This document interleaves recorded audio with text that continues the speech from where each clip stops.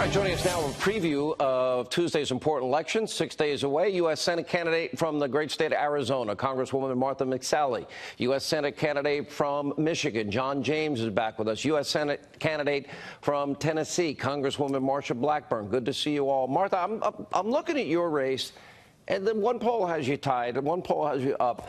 And I'm thinking, how is it possible that a woman that says Arizona's the meth lab of democracy, and says people in Arizona are crazy, invites the blind sheikh's lawyer, the radical lawyer, to speak at Arizona State University, and says that it's okay for Americans to join the Taliban, while you have served 28 years, 6 tours of duty, while she was out organizing protesters, and I'm not making it up, with witches.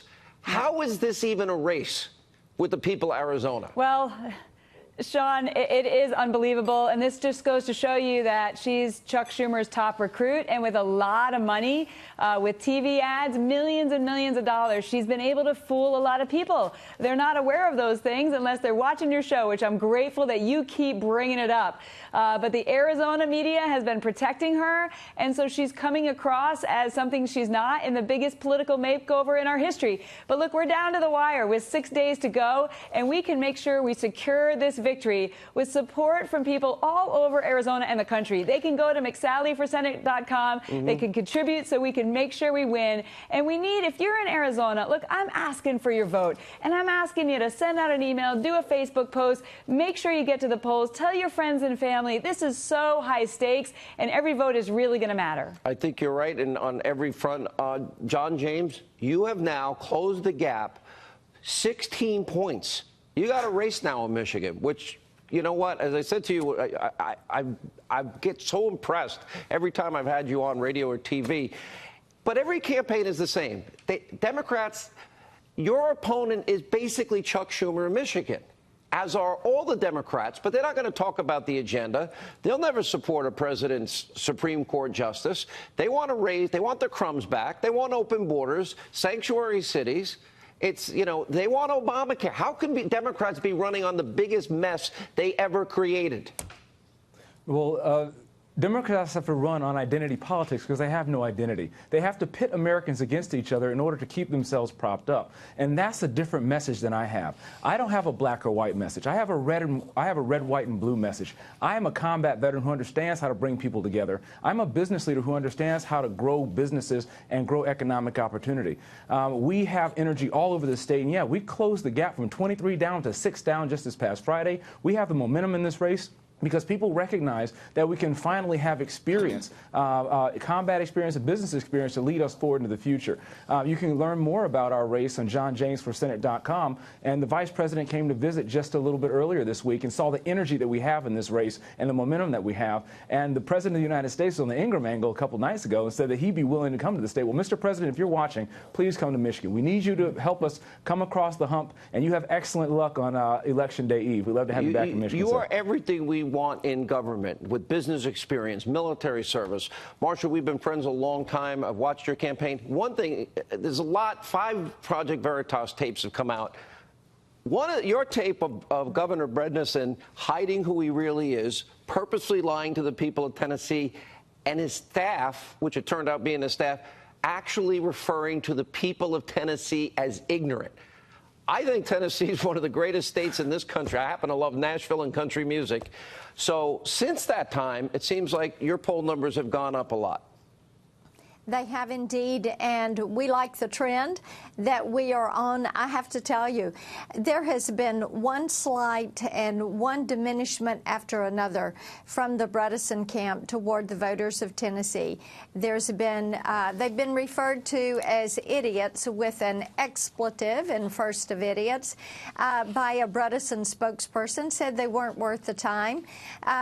You have Hillary, of course, the deplorables comment, and Bredesen's team kind of following back on with that in their spokesperson, Mark Brown's comments. But here's the thing, Sean. Tennesseans are pretty specific about what they want in their next U.S. senator.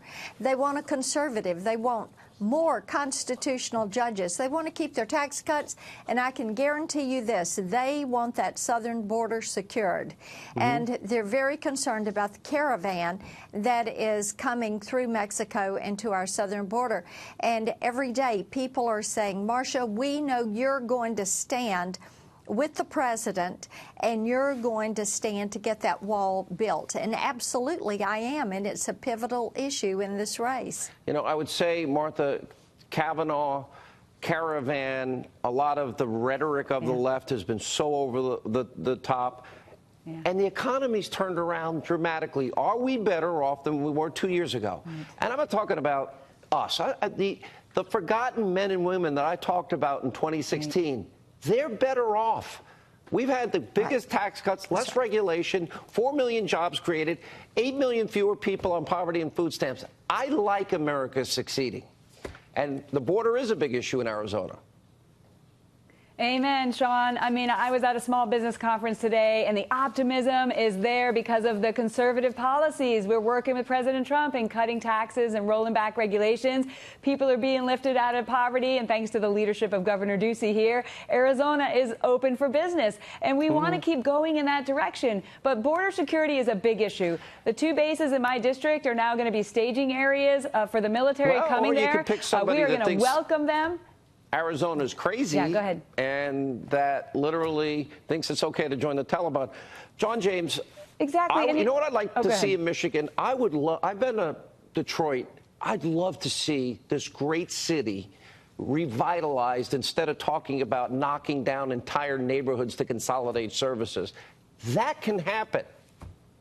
Yes, it can, absolutely. And you mentioned in your last segment about people who are coming up from Central and South America who want the American dream. Who can blame them? But the thing is, so do people in Michigan. So do people in Detroit. Detroit has become Jim Crow North.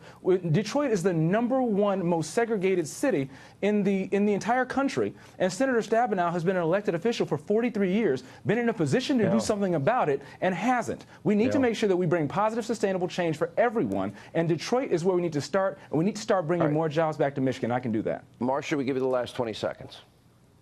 I tell you, this is going to be a great race, and I think the more that the American people and Tennesseans are looking at what happened to Kavanaugh, what is happening with this caravan, wanting to keep their tax cuts, and thinking about what it would look like if you had a Majority Leader Chuck Schumer and a Speaker Nancy Pelosi. They're rethinking this, Sean. I think that we're going to do very well on Tuesday, November 6th. All right. Thank you all for being with us, and we'll be watching closely just 6 nights from tonight.